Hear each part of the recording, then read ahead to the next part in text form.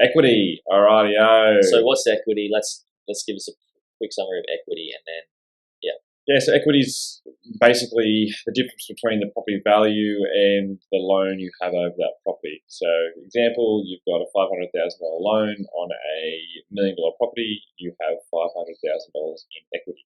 So people need to have a property to use equity, and that property needs to have grown in value over the amount of the loan size. So this isn't for everyone. This is for somebody that has one property or maybe multiple properties. Yep, it could be investment or your principal place of residence. Everyone trained you to buy your principal place of residence first. There's different strategies around not doing that because, Rent investing, they call it. Yeah, rent investing. I've looked into it. It's a really strong strategy. But yeah, so that's your strategy. That's my strategy. Equity is look, when you're pulling equity out, there's restrictions with banks. So even if your asset was worth $1 million and you had a $500,000 loan, generally they restrict you to an 80% loan to value ratio. So round numbers, if you had that $500,000 in equity, in reality, you'd probably be able to pull out $300,000 because then you're going up to that 80% loan to value ratio, which is 800 grand. 800 minus 500, 300. Yeah, 1 plus 1 is 2. And you're not using your own cash to buy the property because you're rolling over that equity to use it as a deposit to purchase another property. One thing is that can happen when you do take equity out of another property is your level of finance will increase. So you will be paying a little bit more.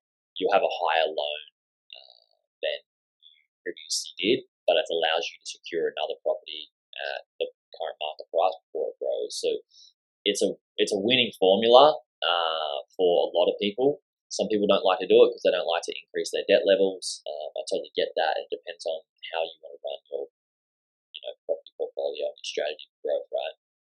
Yeah, exactly. So with those the increased debt levels, the banks will obviously stress test you on your serviceability. And it's an exercise. Go through, do it. If you can justify that higher expense to pull that equity out.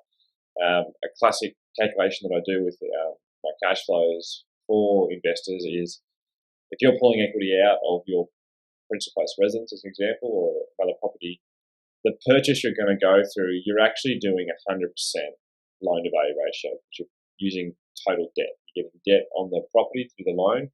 And the equity you're pulling out is also going to be debt funded from your principal place of residence or other property.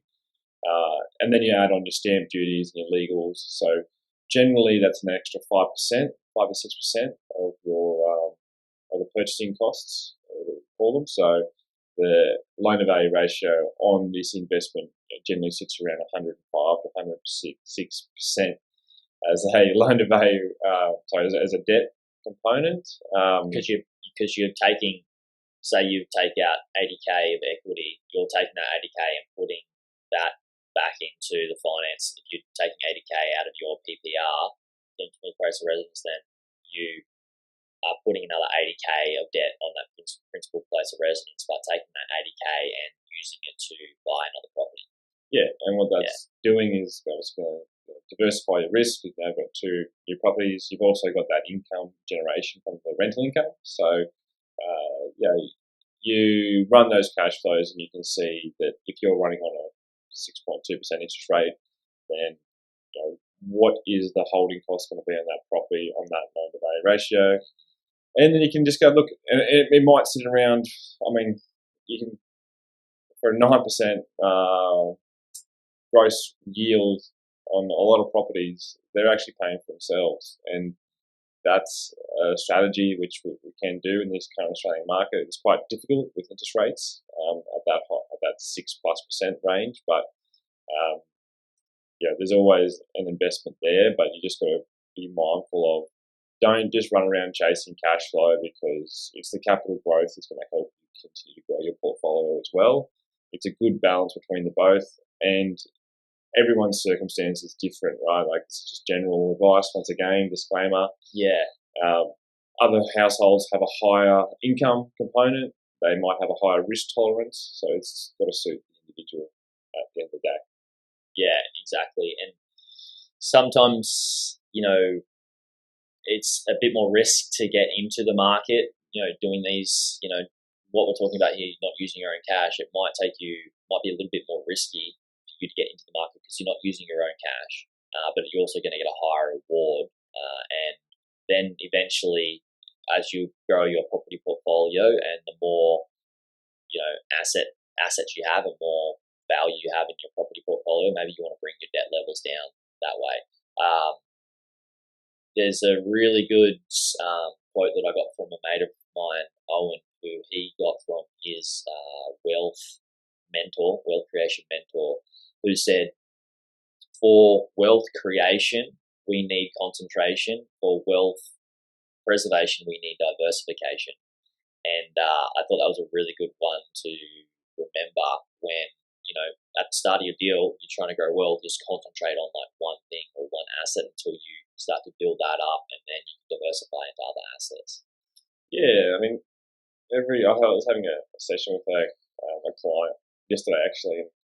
The world's full of trickery, and people, when you actually get to that point where you've saved all that money, there's all these people trying to get that from you, giving you all these types of advice, and it's getting worse and worse these days because there's so many, I guess, clickbaity marketing campaigns that are really showing, oh, you can make money this way, you can make money this way.